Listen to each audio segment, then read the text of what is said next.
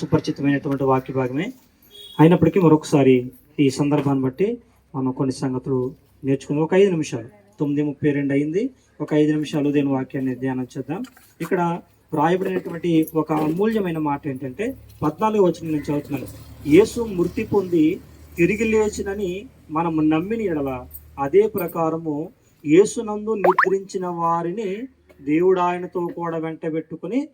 So కాబట్టి మనం అంతగా బాధపడవలసినటువంటి అవసరం లేదు. అందుకే పైన అన్నాడు, నిరీక్షణ లేని ఇతరుల వరే మీరు ఏం చేయొద్దు అన్నాడు, దుఃఖపడొద్దు అన్నాడు. కానీ ఆ రిలేషన్షిప్ని బట్టి, అంటే ఆ తల్లి సంబంధాన్ని బట్టి, లేదా భార్య సంబంధాన్ని బట్టి, లేదా పిల్లల సంబంధాన్ని బట్టి, కుమారుడి సంబంధాన్ని బట్టి, ఈ సంబంధ బాంధవ్యాన్ని బట్టి మనల్ని విడిచి వెళ్ళిన కారణాన్ని బట్టి మనకి బాధ కలిగినప్పటికీ ప్రభు ఇచ్చేటువంటి ఒక అద్భుతమైనటువంటి వాగ్దానం ఏంటంటే, ఇదిగో నేను తిరిగి లేచాను.